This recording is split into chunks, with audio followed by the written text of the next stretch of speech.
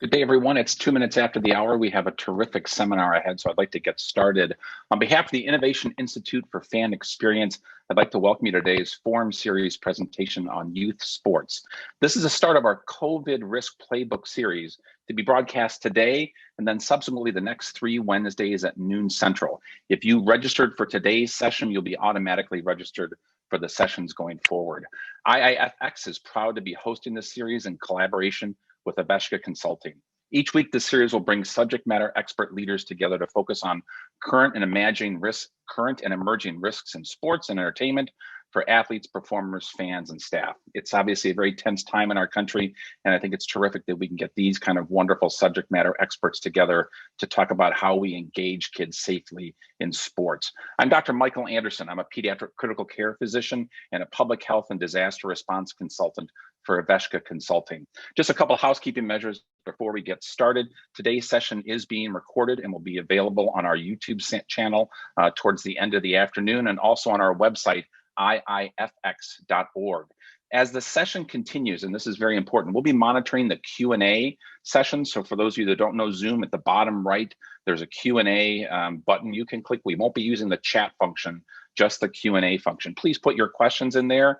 Myself and colleagues from IIFX will be monitoring and hopefully get to ask the panelists your question. We'll get to as many as we can, but also generate an FAQ session after this. This is going to be terrific. I'd like to introduce our panelists, have them talk briefly about their organization, and then each of the panelists will give an overview of how they see safely returning to sports. And then I think the most important will be each of our panelists engaging in dialogue with each other and with your questions. So without further ado, I'd first like to introduce Skip Gilbert. Thank you, Dr. Anderson, and certainly appreciate being here. And thank you to the Innovation Institute for having something like this out for everybody. I'm the CEO of U.S. Youth Soccer. We, through our 55 state associations, register about 2.8 million players a year. So reality dictates that our vision is to bring communities together through the power of soccer to make lifelong fans of the sport. And we do so through every community in every state. Thank you so much. Scott Hallenbeck. Thank you. I would echo Skip's thanks as well.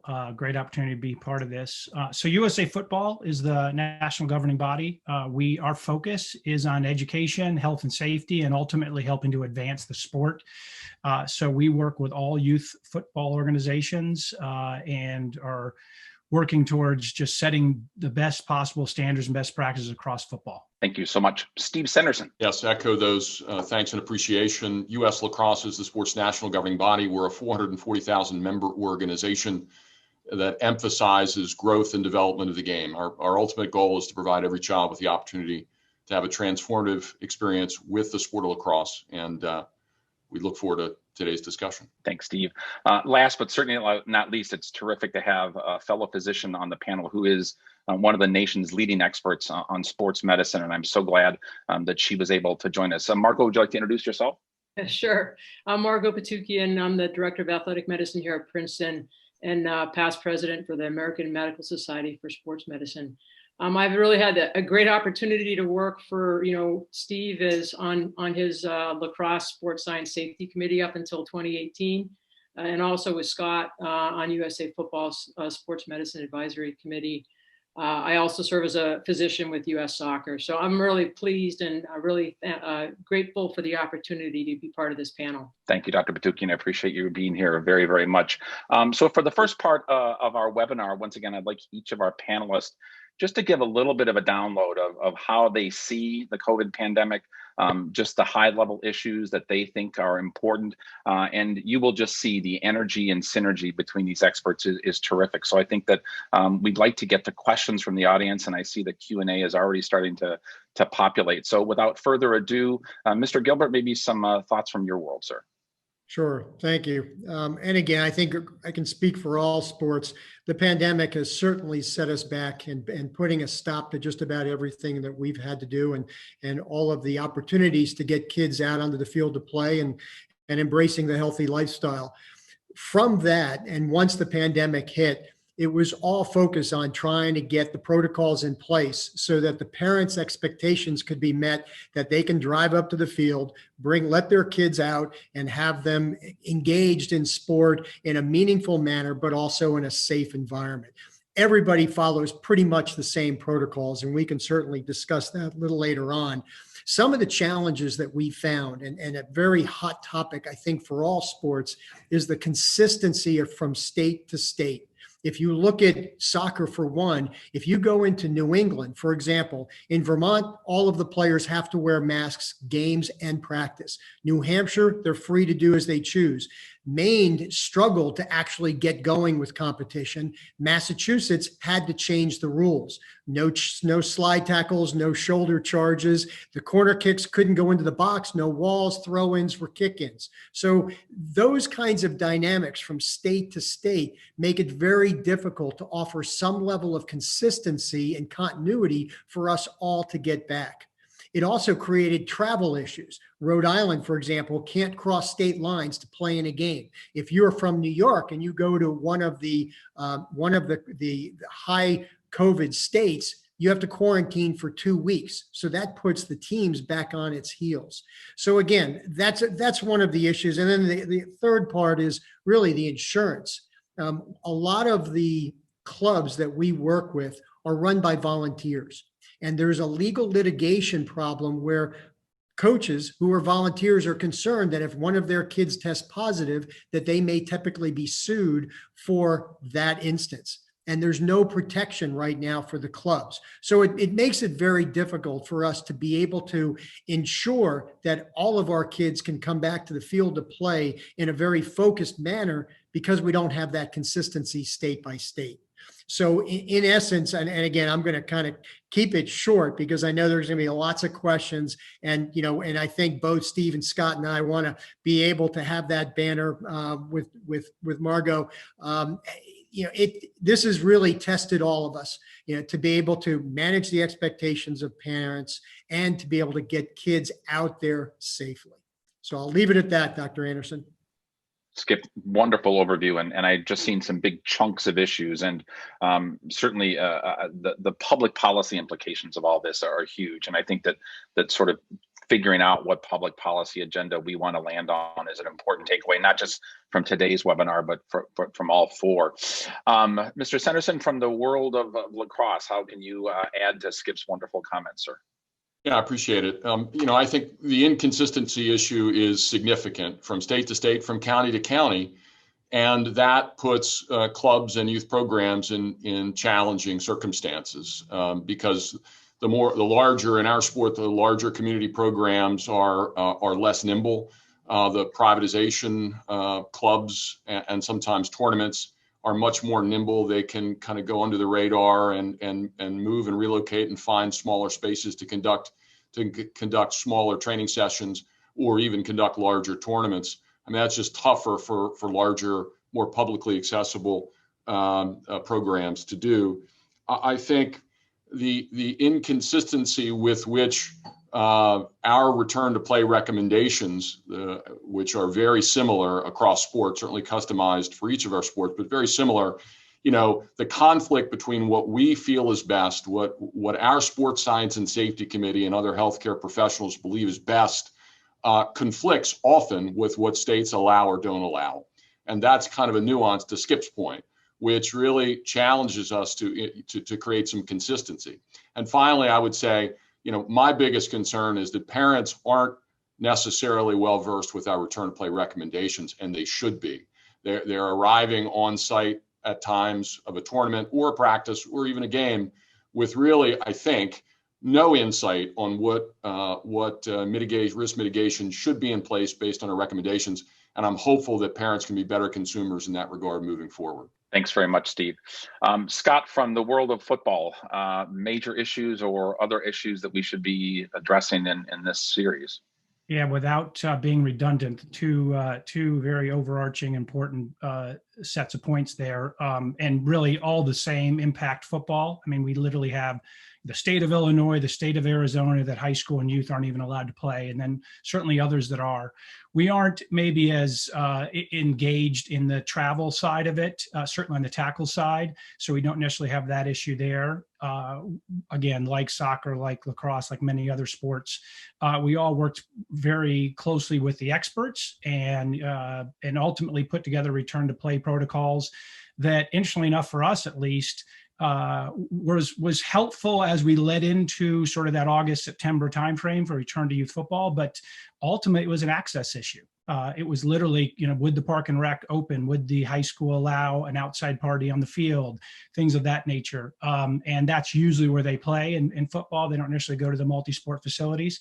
So this is, it's access is again a significant issue. Lack of consistency is certainly that.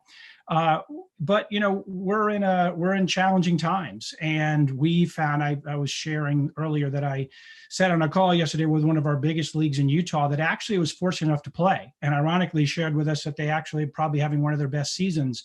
But as he was sharing his story with me, just to try to maybe put a bow on this, is he was sharing how it came down to a really critical leadership. He had to set the tone with the parents and say, we're going to follow these best practices. He had to send notes out to parents, I think trying to underscore Steve's point, to say, these are the policies. And oh, by the way, again, following the medical community and science, if you have an elderly, grandparent or parent, don't bring them to the field. Right? If you have a child that was, in their case, he used the example of BYU, they're having a spike, and obviously having a spike right now in Utah, but don't bring the college age kid to the field, because ultimately what we're trying to do is protect the environment. That's ultimately the entire return to youth football strategy, was creating a healthier and safer environment to return to play. And the parents are a critical part of that. And obviously the travel to and from the fields and all these various components that are outside the control of the leagues, they were doing everything in their possible to control these things. But in the end, there's so many variables that are outside their control. And certainly the parents play a massive role in this. And we know that there is, frankly, division amongst people's opinions about what to do there. And that, frankly, just exacerbates an already challenging environment. Yeah, challenging environment, to say the least. Got really wonderful. Dr. Patoukian, just one sort of question from my perspective, and would look forward to your presentation. Physicians across this country have been grappling with the following: that we are learning more about this virus every week. I know it is frustrating that when we learn something new, guidance can change. So I think physicians have just been inundated with a lot of interesting, fascinating, sometimes terrifying data, and then how to interpret. So maybe we can get into your really educated vantage point on that. I guess I probably should have started this entire thing. I think the panel knows this, and if you're on this webinar, you know it. But just briefly, could you in a couple sentences remind us why kids being on the playing field, involved in sports, is so important, and really the public health ramifications of kids not being in sports? Because I just think grounding us in that would be terrific. Then, of course, I look forward to all your other wonderful learnings. Sure, thank you. Yeah, I think the bottom line is that we all know how important sport is for not only our kids' physical well-being, but also their psychological, their mental health. It's so important. And I do think that, there are things that we know about the virus, and there are things that we might not know about the virus, right? I think we know that it's spread by respiratory droplets and it's very infectious. But we also know that exercise, especially if they're outside and with physical distancing, is safe, right? Especially if people aren't sharing equipment. We know that, like these guys all talked about their guidelines, and they're all the same. So, even if you say, well, is it different for football, for soccer, et cetera? It's really not. The basic guidelines that all of these guys have put together, as well as the NCAA, the National High School Federation, the U.S. Olympic Committee, and all the professional league sports, they're all the same. In very many ways, the basics are the same. Stay home if you're sick. Use masks or face coverings. Practice physical distancing. Wash your hands, and if you don't have access to washing your hands, use hand sanitizer. Cover your cough. Don't touch your face.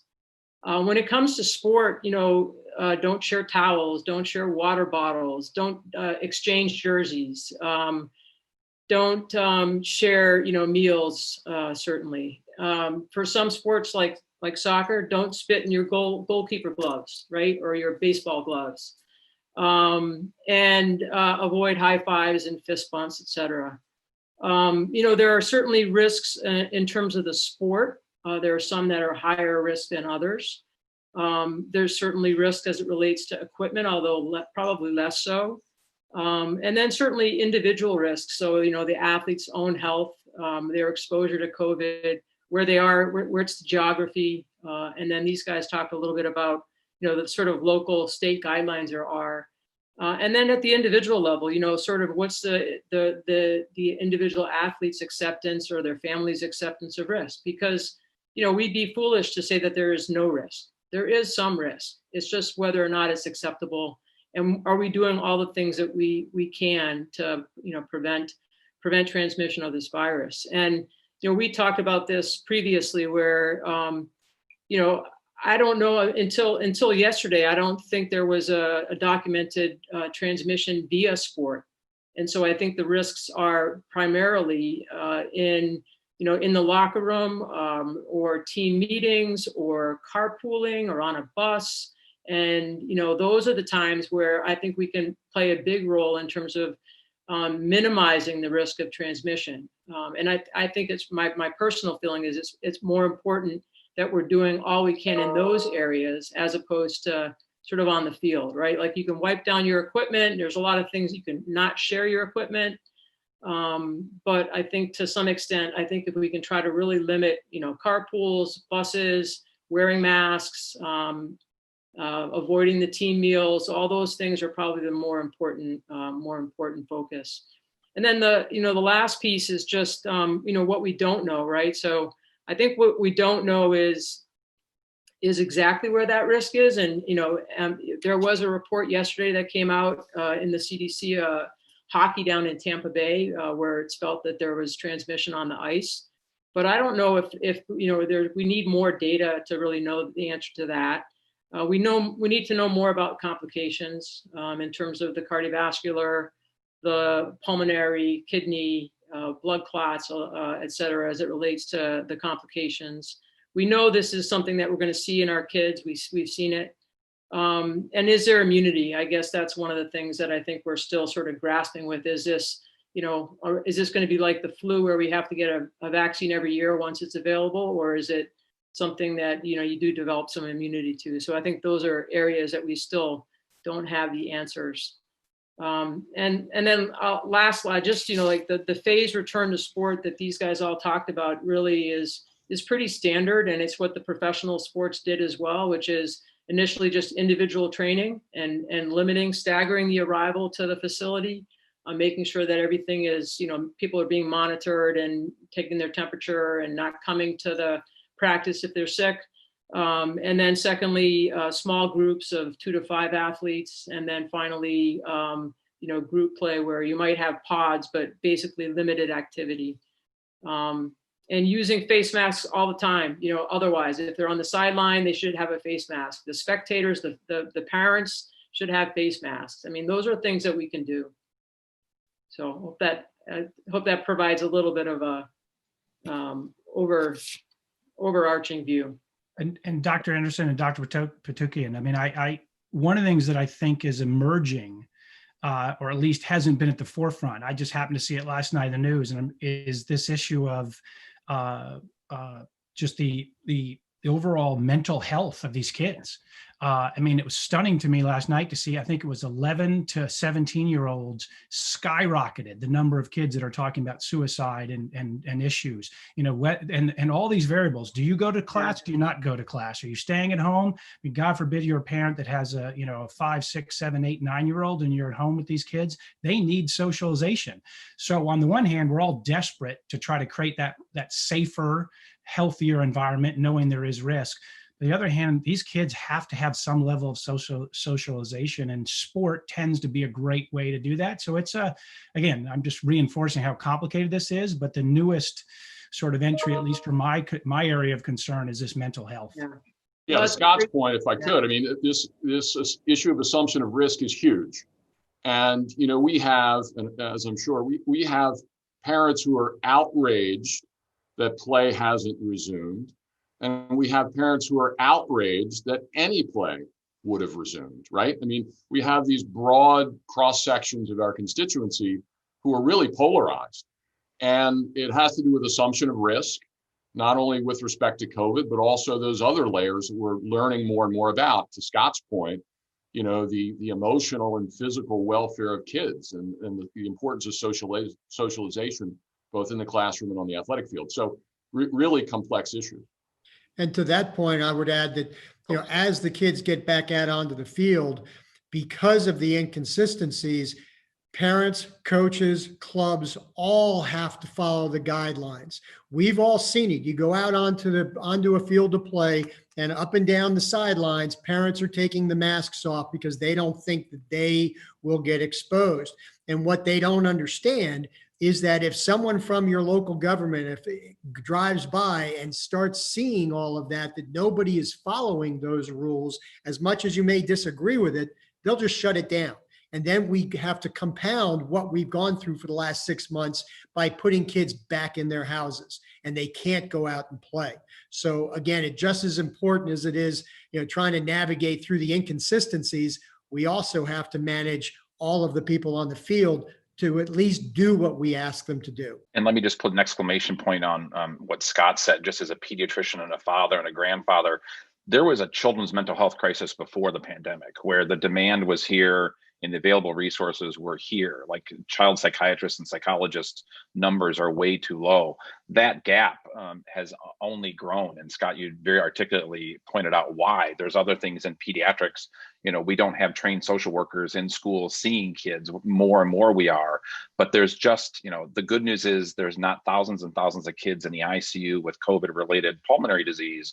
But we've got a generation of kids at risk. And I think the benefits of sports, as Margot really eloquently outlined, you know, we've got to figure out a safe way back. And I'm not sure, Margot, if you have other thoughts on the mental health aspect. Yeah, no, I mean, I think it's crucial. The mental health piece, and there's, you know, survey after survey. If you go to the NCAA's site, you know, there's a survey that they did in the spring looking at the individuals that report, you know, mental health symptoms in the past couple of weeks, and it's astounding. The IOC has just published a sports mental health assessment tool that's useful, I think, for primary care physicians and for parents. There's a recognition tool for mental health that, again, has just been published in the British Journal of Sports Medicine, and it really targets this exactly, which is, you know, a lot of athletes have a lot of uncertainty. And a lot of anxiety. And as Steve mentioned, there's a spectrum of how even our athletes, as well as their parents, are sort of feeling about sport. So let me just take a 2-second pause here. The Q&A is lighting up, which I knew it would based on the energy and just the expertise on this panel. Chris, do you mind putting up our first 2 polling questions? I think it would be helpful to know of the 117 folks on the webinar, just who you are, what you represent. I think it gives us a little snapshot as we move forward. And then I'm just going to start tossing some questions to the panel that I think will continue the dialogue. So you should be able to see the first question in front of you as to if you're a parent on the call, what is your child's primary sport? Myself and the panelists cannot vote, so we'll give that just a couple of minutes. And Chris, you tell me when we should stop. And then number 2, what is your child's primary sport current return to play status? How are we doing at getting your child back into play? And while we are finishing that, Margot, a question for you. You mentioned that the recent MMWR talked about a case report of a hockey team. Up until that point, one of the questions was like, on how, you know, within a team transmission is happening.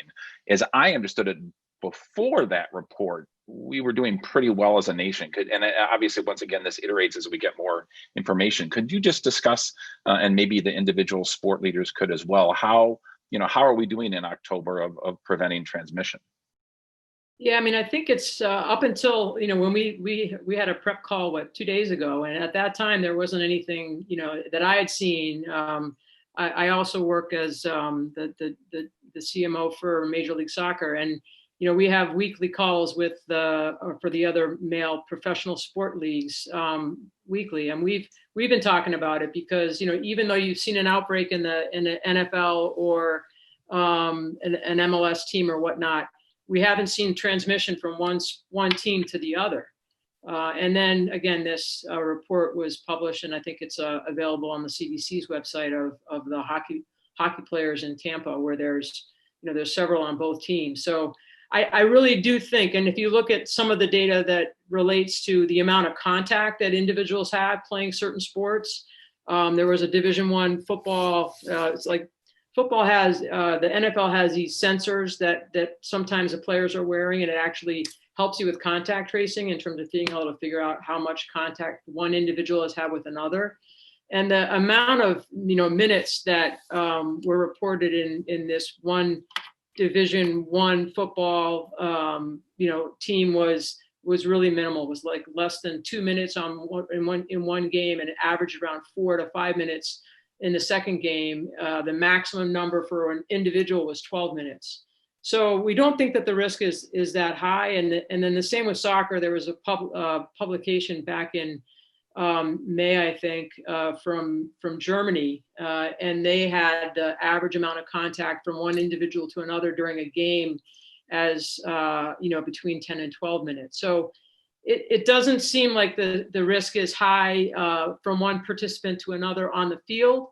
And again, my personal bias is that I think that it's really more, in the 15 minutes or half an hour it takes to get to the field, in the car or on the bus. To follow up on that one quickly, Margot, I think we have, violent agreement of the standards of back to play, as I think all the organizations, as you all have alluded to, have very consistent guidelines. Do we feel, and it gets a little tense because now you're trying to extend your authority into the carpool or, into other venues. Am I hearing you say that we have really a lack of consistent guidance in that arena, the sort of pre and post game? Well, I think that there's guidance that's certainly there in terms of, limiting your exposures and trying to maintain the physical distancing, right? It's just when it comes down to the practical, you're trying to get your kid to your lacrosse practice. It's just, it's makes it a lot more challenging. Yeah. And then layer in socioeconomic challenges, right? I mean, in football, we're probably more blue collar than most of the other sports, and you likely are going to carpool to get to the practice. So there are so many challenges, and ultimately, I think it speaks to probably what Steve was saying is even if the parents are aware of it, are they frankly following it? Do they believe it? It's a polarized society right now on so many levels, and that just adds to the complication. Yeah, and trying to enforce that is, youth sports, as fundamental as they are to the health and welfare of not only the kids who play, but the sports themselves. The strength of a sport is our base, our youth play. And, the challenges of getting volunteers, largely volunteers, to enforce behavior is a very difficult challenge that few want to step into. I had the pleasure of driving my daughter across the country 2 weeks ago, and it was a sociological experiment as you went through the various states and saw how seriously or unseriously people, took the COVID risk. So asking grassroots volunteers largely to enforce behavior is a very challenging and tall order. At best. It seems Skip has won the first poll with 79% of folks on the phone having soccer. Congratulations, Skip. And then it would also look like 39% of the participants on the call have their kids back. 16%, as you can see, are on hold. And then sort of in the middle at a third, some sort of limited or short season. So thanks for the first poll. Another question for the panel that came from the Q&A is, we talk about polarized. We've heard a lot of polarized opinions as to what is the role of testing. Some think you've sort of created a veil of safety if you test everybody and it's negative and you can go, and then others in the public health realm are saying, the spreader event from the Rose Garden would prove that maybe isn't the best strategy. I guess starting with you, Margot, where do we think the role of testing is in all this? And then there's a really good follow-up question about, as we transition to the colder months, what are we going to do about indoor sports? So we'll start with testing, if you don't mind. Yeah, I mean, testing is sort of, it certainly tells you where you are at a particular point in time, but that's really all it does, right? So if you're looking at, if you end up testing your entire team and everybody tests negative, that's good for that day. But that doesn't mean that they aren't carrying virus and potentially could have it rise to the level of being infectious the following day. And so again, it even though it helps you in terms of detection, which there's an argument to be made for that, it does not prevent transmission. So I think that's probably the most important takeaway. Having said that, there is some level of testing that's helpful when you're at certain levels of sport, being able to have that comfort that folks are not carrying the virus, because there are so many individuals that are asymptomatic, with this virus. So that's a part that, it's a challenge. I think, the other way to get around testing is really strict quarantine, really limiting activity and limiting contact for, 10 days to 14 days. And if, and that's the strategy that others have chosen to sort of, mitigate the risk of transmission. And then your question about, your question about going to indoor sports. I mean, outdoor sports are definitely safer than indoor sports. And so it's just a matter of once we're going indoor, it's just really trying to look at the spacing and look at ventilation, opening doors where you can, opening windows where you can, really cleaning the equipment, especially, that's really important. But the spacing is probably the biggest issue. And one of the issues with testing out on the practice field is really the cost. And again, the socioeconomic issues, the more affluent clubs may be able to bring a testing environment to play, but for many of the clubs and teams, they just can't. And so again, it goes back to following the guidelines, following the protocols, know yourself. If you start to feel sick, if you start to feel some of those symptoms, put your hand up and say, something may not be right. But, again, I just caution the thought that we have to go out and test before we actually are allowed to get on the field to play, because that cost would be significant.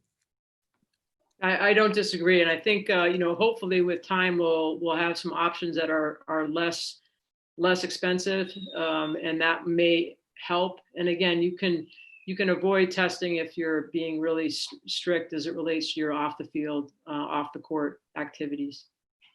And with it's not on the Q&A, but it's sort of a follow-on. With the lessons learned, I won't name a particular major league or professional sport, but there have been bubbles created, right? And that is quarantine and strict isolation and testing. And you're right, trying to figure out how to do that with a youth soccer team is tens of thousands, if not more, and really impractical. Having said that, I guess for Margot and then the professional leaders as well, are there other lessons learned from how those major league, venues handled this that we can transfer to the youth sports world? Is there any gold nuggets in there?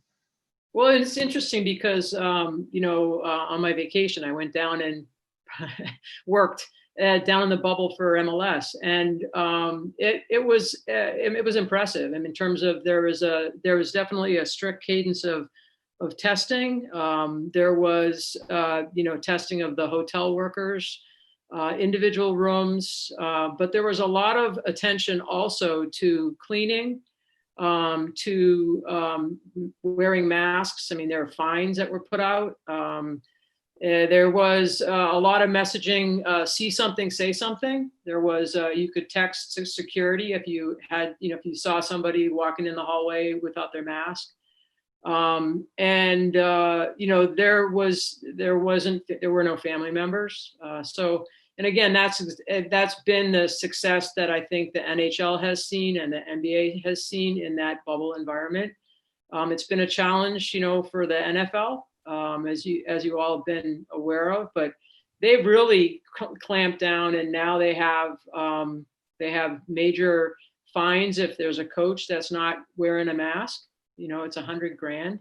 It's $250,000 for the team if they're not wearing a mask. And now they're even going into the locker room and just trying to make sure that they're doing their due diligence and that everyone's doing what they're supposed to be doing. And we're trying to limit also then their sort of whether they go to restaurants or bars. I think in adults there's some study that showed that individuals that were confirmed COVID-19 positive were twice as likely to have dined in a restaurant in the 14 days prior. So, that just tells us that all those sort of simple messages that, are very hard to enforce are really important. And I guess I would take on the other side of that, the professional athletes do live in a bubble all amongst themselves. And then if you start to slide down the scale, look at what's happening to a lot of the NCAA institutions where programs are being put on hold because of outbreaks of COVID. You look at the data on the youth side, because it's more normal life. The data doesn't seem to suggest that there's as much of an outbreak on the youth side as you might get at the NCAA level. So again, I think it's just managing the expectations and following the guidelines. And for most kids, they have a pretty simple routine. They get up, they go to school, they go out and practice, they go home. And if they can follow the guidelines within that environment, we should be fine. And as a matter of fact, we're working with a number of the sports, Steve and Scott, with the University of Wisconsin to go out and actually poll a lot of the clubs to say what's going on, what are the outbreaks, so we can actually have some true data that we can go out and show this is what's happening and this is our concerns. Because again, I've seen it on some of the questions. Everybody's a little concerned about the resurgence of the virus as we get into the winter months, and how is it going to translate with our sport, for one, as the kids start to go indoors to play. Well, just to piggyback off Margot's points about, and I have read some of the chats about, hey, focus on youth versus the pro, and I agree. I think it's telling how in a multi-billion-dollar industry like the NFL, where the health and safety of athletes is everything, that they had to enact $100,000 and $200,000 fines to get coaches to behave responsibly. And you just project that down to the grassroots level, and it's even more challenging. I just wanted to throw in a point here that while, our respective return to play recommendations, I think effectively address kind of the playing environment, I still think there's a lot of inconsistency within the following those recommendations. Teaching, I'll say, old dogs, new tricks. Coaches, in our team sport, for example, you shouldn't aggregate kids in a huddle to talk to them in a loud voice, right? That you have to rethink how you practice plan, rethink how kids are spatially oriented in drills, et cetera. And we've seen, despite our best efforts, real inconsistencies there. Again, getting parents involved and being more aware of the recommendations that we're out there pushing, and having them be better consumers to make sure they're being followed. We really need more of that, I know, in our sport. And maybe as just a quick follow-up to that, and in fairness, to our friends in the medical community, which I'm confident Skip, Steve, and I all very much want to follow and believe in, it's evolving. Just that notion of the 15 minutes, that was really interesting, that it effectively takes about 15 minutes. You have to be sort of with people for upwards of 15 minutes and be exposed to them, versus maybe this immediate contact and some immediate, you could get it sort of immediately. So there's all these things that are evolving, and there's major confusion out there. And then there's still this polarization. So very, very challenging, at least for football. We much like I'm sure soccer and lacrosse, you work closely with our constituents to help them try to open. We only ended up seeing about 40%. And frankly, I think this whole conversation thus far, at least for me, leads to where we have seen very strong leadership, people that as best you can as a volunteer, and a strong board, and parents willing to collaborate and align along the best practices.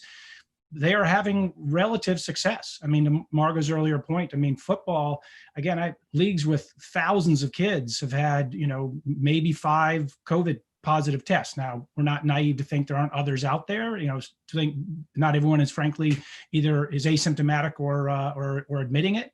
But anyway, it just comes back to where there's strong leadership, where people are willing to work together and follow the best practices. We're actually seeing them returning to play with relative success and a generally positive experience as they work their way through this. So my point really is, when things work and follow the best practices, there actually is a sort of silver lining and some positivity here as we all continue to share our struggles and the frustrations, but there is positivity when people just follow it. And let me just, I'm an optimist in life, but let me just go down one pessimistic avenue, because a couple questions have come up in the Q&A. Obviously, the mental health, the physical, we're all aligned around why this is so important for kids. As we've seen from the pandemic, there is an enormous economic impact to all this. If you're in a restaurant business and you heard our restaurant thing, of course, restaurants are suffering, hotels are suffering. But just from each of your worlds, you also are an economic engine for the sports clubs that you represent. And a couple people have asked, what do you see as the ramifications of this on the livelihood of your clubs? And that's lower down on the motivation, but it is really important, because this is also, the economic impact of this is not small. And then I want to come back to public policy for a second, because I'd like to end with some public policy questions. Well, I'll chime in there. The end of the last, there's plenty of data out there and reporting about national youth sports participation declines after the last recession, 08 and 09. Everybody feels that that'll be the case post-pandemic, moving through the current pandemic and post-pandemic, where the socioeconomic impact of the pandemic on so many families prevents them from being able to invest the time and or money in their child's experience. The Aspen Institute, I think, just this week or last week, came out with a new survey poll that was very sobering. A significant percentage of parents polled responded that their child had lost interest in sport, in youth sport. And so, to your point about the health and vibrancy of our respective sports, and of course the public and community programs, and also the private clubs and tournaments, clearly a lack of participation is going to hit them hard. Yeah, and I can echo that again. With tens of thousands of clubs. You've seen it in the news earlier in the year where they said a good chunk of Americans don't have thousands of dollars in savings to be able to pay next month rent. We have a lot of clubs that are really registration to mouth. And so if kids aren't playing, they're not receiving the registration dollars. They're not able to pay their coaches. They're not able to pay the rental fees by contract they have with fields. And it just goes down that slippery slope where they just can't keep their doors open. So, the longer we stay silent in terms of not being able to play, the bigger financial ramifications we're going to see as this thing continues. Can you guys also talk, I think this is great. Can you also talk a little bit about maybe the difference between then sort of like local community sport versus traveling? Because I think, there are a lot of club teams that travel and the like, maybe not so much I don't know for football, but I know for certain for lacrosse and soccer, like the traveling across the country and all that. Can you talk about that? Well, I'll say that early on, we were hopeful that, community play, recreation play, which should be the entry point for most families and children, because it requires the lowest, economic commitment, lowest time commitment. We were hopeful that local community play would return first, because you've got regional cohorts. You can really track more easily, infection rates in communities, right? That hasn't happened, in part because of what Skip introduced at the beginning of this, that the community, state by state, and in our state, and many county by county restrictions are kind of preventing that. When public schools are closed, the fields around public schools, which are often used for community play, are closed. So it's a real challenge, I think. Let me, we've got 13 minutes left. I know, Skip, were you about to say something? I didn't mean to interrupt you. No, I was going to say, I mean, that's the big difference. When you look at the travel side, the hard part, as I alluded to earlier, is there are restrictions. If you're from New York, you can't travel down to Florida because you've got 2 weeks of quarantine when you come back. And where if you're in California, they're not even playing. And so they're going to do whatever they can to get out of the state to be able to play in a neighboring state. So it puts everything into a complete kind of turmoil. So again, the consistency factor, but to Steve's point, we would love to see the recreational side come back as fast as possible because that is, in your neighborhood. But when the fields are closed because the schools aren't playing, it kind of kills us. So that's a perfect segue to my last question for the panel. In our prep call for this webinar, I just mentally took about 5 or 6 public policy issues to heart. And if I could just toss a question out there, if we had a high-ranking official from the CDC, or maybe even more importantly, a state or county health official, and of course they're working their tails off too, right? As you pointed out, this is iterative. Guidance changes as we learn more, so it's a very challenging time. But I think in every element that we've discussed, I see a thirst for consistency. I realize we're 50 independent states plus the District of Columbia, but if we had a public policy agenda or somebody on this webinar, what are your sort of rallying cries from either your individual sport or collectively on behalf of America's kids? Because I think that this is a really important public policy point that folks have to hear about. This one's big on certainly on my agenda in the sense that consistency across the country, because the politicians at the end of the day, they want to do the right thing. There's no right or wrong in what they're doing. They're kind of going by their gut. But the problem is when their gut is different from their neighboring state, it causes everybody to kind of cast blame and throw, kind of rocks at the glass ceiling. So what we really would like to see is a fact-based, scientific-based formula that states could govern as to when can they be just practice, when can they be competing, when can they have tournaments, and it's all based on the percentages of positives or whatever that formula is. But it doesn't matter the size of your community because it would all be a formula based. So if we could get to that, I think it would be so much easier for everybody to manage all expectations. Yeah, I agree. And we had a little pre-conversation before this webinar, and Scott Hallenbeck made an excellent point yesterday around the importance of emphasizing, Skip's point. I mean, we have such a challenge trying to navigate this, state by state, county by county restrictions. It's very, very difficult.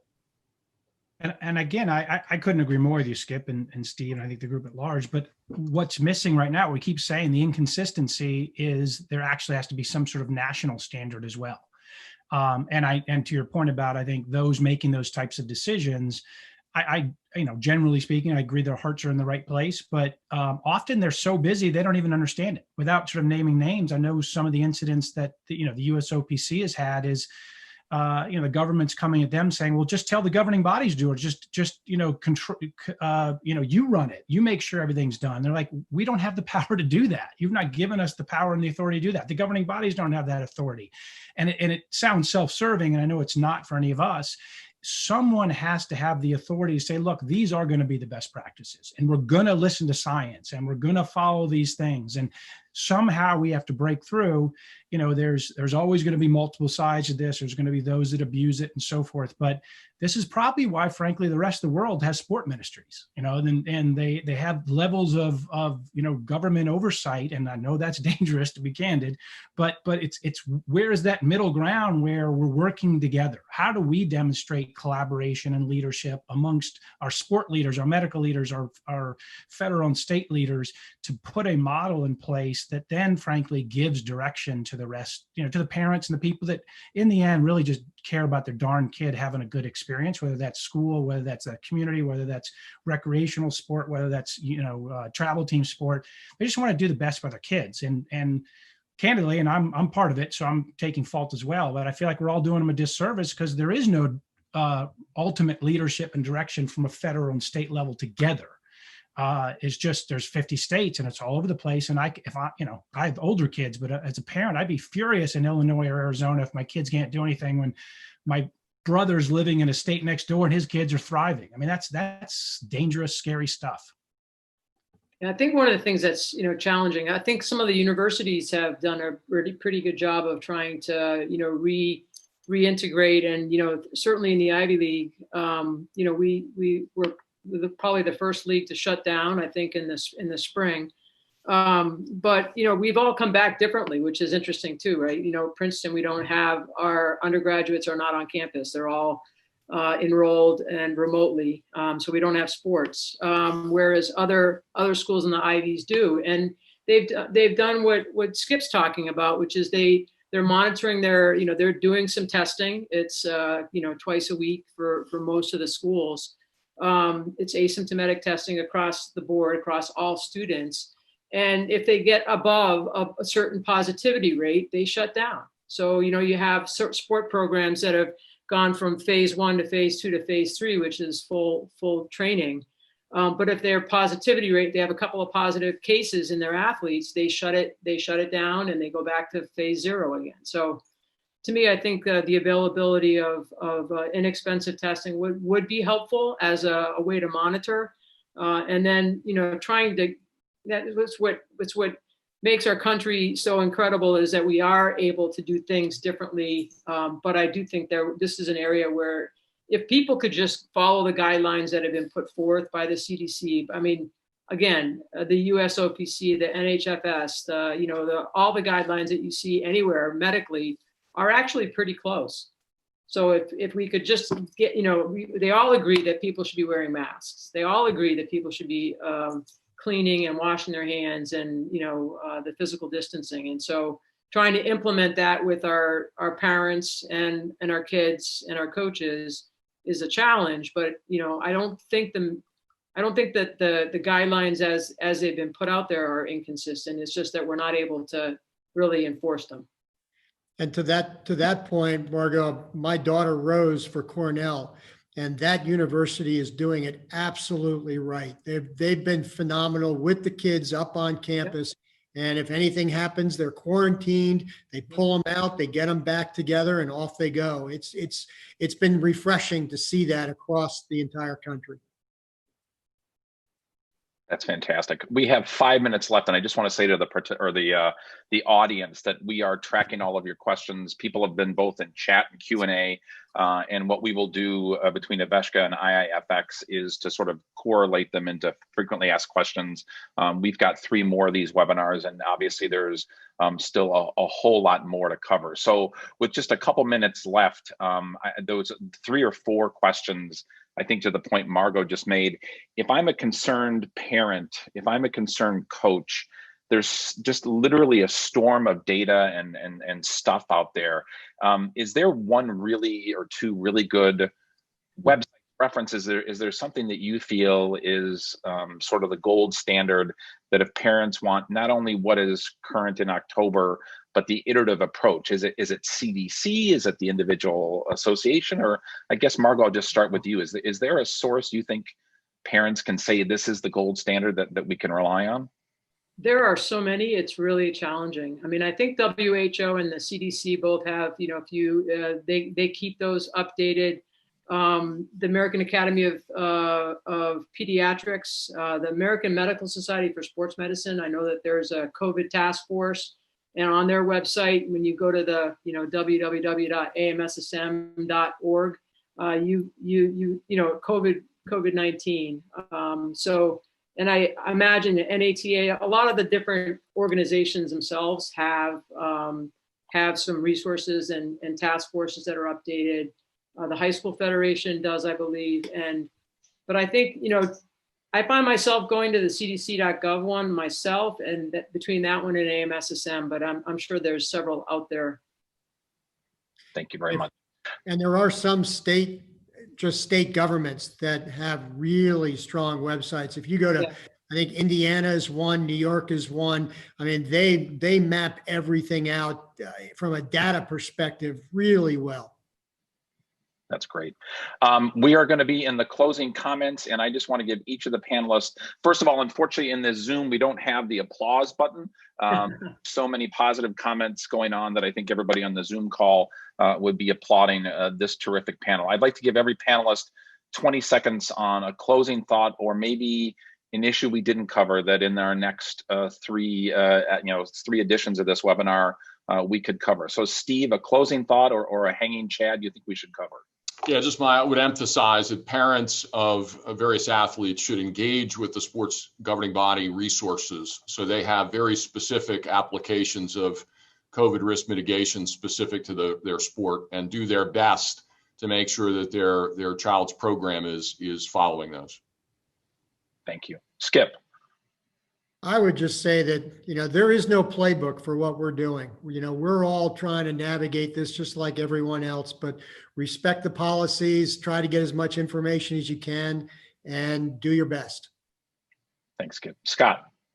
Really, just to piggyback on that, I think that's exactly right. And it comes down to, everyone be flexible, collaborate and work together to achieve what you ultimately want, which is a safe, healthy environment for your kids to participate and socialize and enjoy the great benefits of sport. But you all play a role in that. You have to work together. That should be some sacrifice to work together. So, and where we're seeing that, frankly, at least in football, we're seeing great results. Thank you. Margot, last word. I would just say that, again, underscore how important it is for us to try to encourage our kids and ourselves to just be able to get back to exercise and get back to sport because of all the important benefits that we all get from it. And so for the sports that are indoors or they're high risk, there are ways. I think Steve kind of hit on it earlier in terms of ways of modifying maybe what you do in your particular sport to make it safer. And then but again, I would just encourage us to sort of try to work together to follow the rules and do what we can, but try to really support getting our youth back to playing sport. Thank you, Margot. Two quick closing items. We do have 3 more webinars in the series, as I mentioned, every Wednesday. You can see the next one. We're going international. We're going to talk to our colleagues in London from Wembley Stadium on then how they have handled the pandemic. I will say that the next 3 panels really have a high bar to hit because I think this was the gold star of amazing engagement. So I hope that folks can join us, continue to spread the word about this incredible series. And also please realize we've got information that November 17th to 18th, of course, everything is virtual right now. I sort of miss in-person meetings, but the IIFX virtual conference and expo is being held on the 17th to the 18th. And you can visit IIFX.org for further information. So my thanks to IIFX, to Aveshka Consulting, and most importantly, to our terrific panel on behalf of the youth of America. I hope everybody has a safe day ahead. Thanks all.